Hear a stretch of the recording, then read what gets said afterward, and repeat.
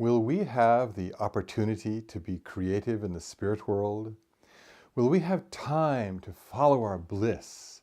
Or will it still be a world of drudgery, where most of our time is taken up with survival?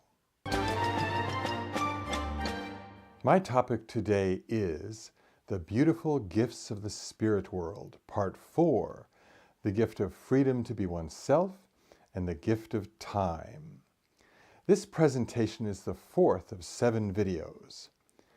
Before I begin this talk, I'd like to make a comment on my last talk, The Beautiful Gifts of the Spirit World, Part 3, the gifts of identity, personality, and loving relationships. In that talk, I suggested that memories of past lives were not the memories of the individuals who have them, but found their source elsewhere. I offered 3 possible alternatives, including item number 3, in which I stated that a person under hypnosis might open a door to the direct influence of spirits who are present in the room or who arrive during the session, and thus receive the memories of those spirits. It is important to add that the direct influence of spirits can happen at any time, not just under hypnosis. In fact, many people believe that spirits are around us all the time, often helping us along with the assistance of angels. Beneficial assistance can include inspirations that people receive to create beautiful music or works of art or brilliant new inventions. Spiritual influence can also be malign, with examples such as possession, obsession, or unwanted pressure to fulfill desires that lead people down dark paths.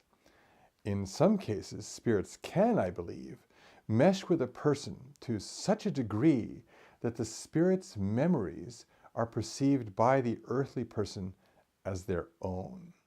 I would now like to address today's topic, the gift of freedom to be oneself and the gift of time.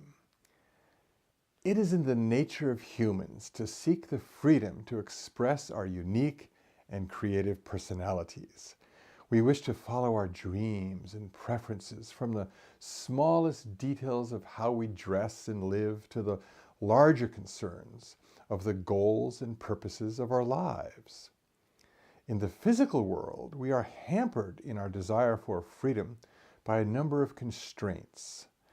Even if we live in a democratic country with strong individual freedoms, many people find their desires blocked by the burdens of survival.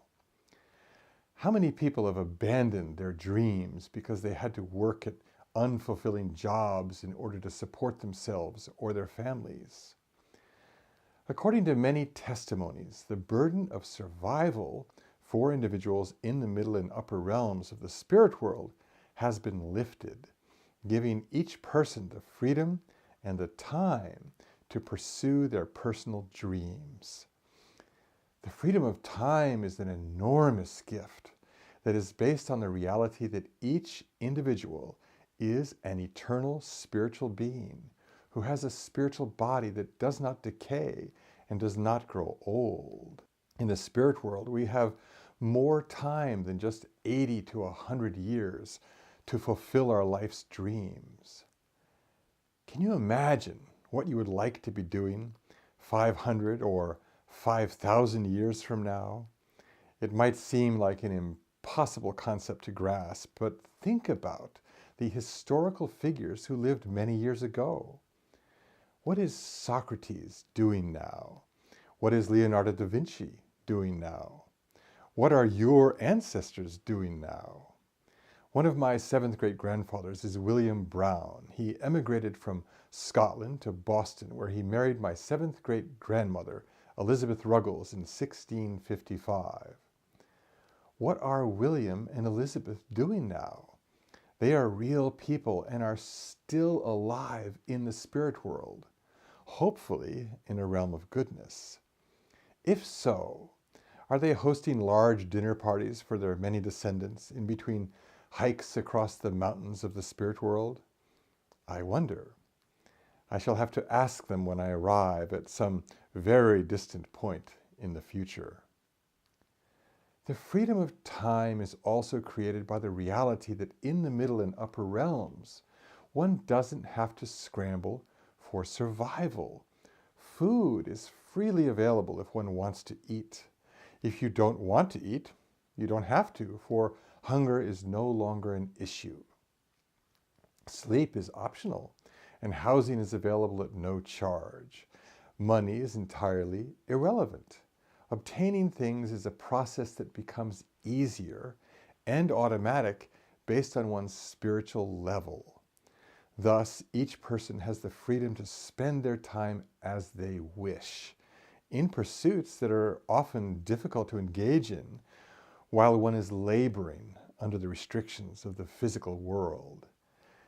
These pursuits are not necessarily trivial. A person might have wanted to become a scientist in the physical world, or a teacher, or an actor, but for one reason or another might not have been able to fulfill her dreams.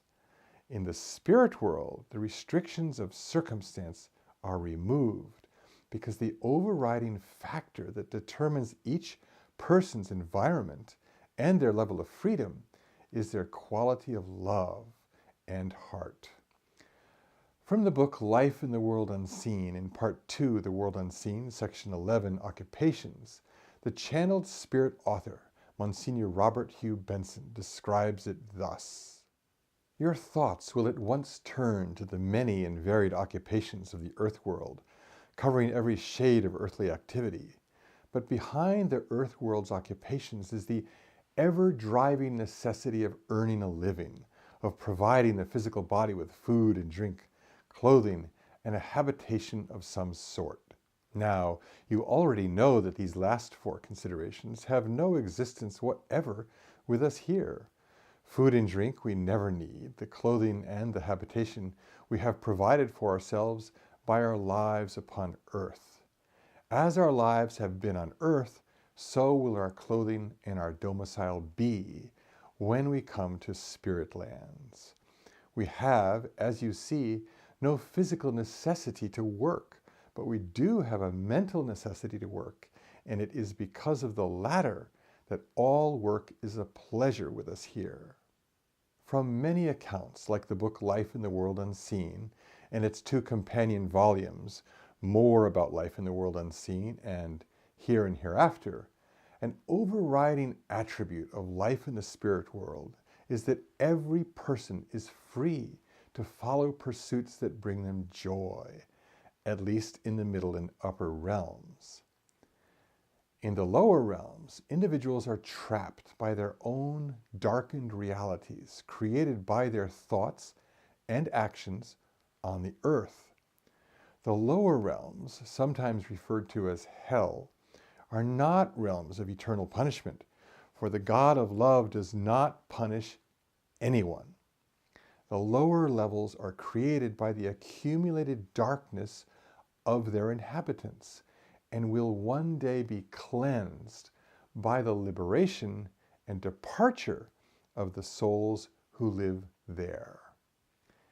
Each person has the freedom to travel upward from those realms as they take responsibility to change the direction of their internal compass toward the virtues of love. While they are there, however, their freedom and activities are restricted by their own immature and damaged hearts, and by the spiritual reality that they no longer live in the physical world, where a person is allowed to violate the laws of goodness with what seems like impunity. The fabric of the spirit world changes immediately in response to a person's thoughts and actions, and thus an evil person is not free to do as they please.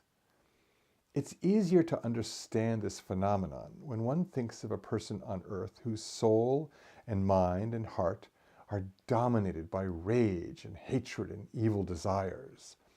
They are unable to perceive the beauty and love that exists in the world, and are thus trapped in a dark cloud that blinds them to a brighter reality. When they lose their physical bodies, their minds do not necessarily change. In other words, they have tragically trapped themselves. It is grievous that humans end up in the lower realms, and especially sad that some of them are not the perpetrators of crimes, but victims who cannot move away from the evil that was done to them and find themselves consumed by hatred or resentment. In the middle and upper realms, where the atmosphere is created by the more advanced quality of love of the inhabitants, more and more freedoms are available. Thus, in those realms, if one wants to sit by the riverbank and drink tea and read poetry, it is perfectly fine to do so as long as one wishes. If you want to fly through space and dance on the rings of Saturn, no one will stop you. If you want to spend days, weeks, and months exploring the vast landscapes of the spirit world and periodically return to your home for dinner with your loved ones, a transporter beam is not required. The power of your thought will move you in an instant from the mountains to your dining room table and back again. Eventually, of course, a person who feels love for others will want to be useful and do something to help others or bring joy to others. The opportunities are endless, for every person has a unique blueprint and talent that is part of their soul that will lead them to find the perfect way to contribute to the expansion of love and beauty. Again, from the section Occupations, Monsignor Benson states, "Imagine yourself in a world where no one works for a living, but where everyone works for the sheer joy of doing something that will be of service to others.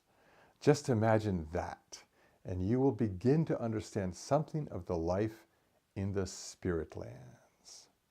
This concludes part 4 of the 7 videos. The next video will be part 5, The Gift of Freedom from Tyranny, part 1. Thank you for watching.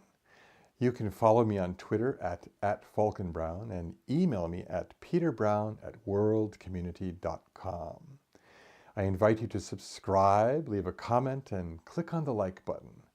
I also invite you to become a patron of the arts and visit my webpage at patreon.com/Peter Falkenberg Brown, where you will have the opportunity to support this video channel by donating a small or larger amount each month.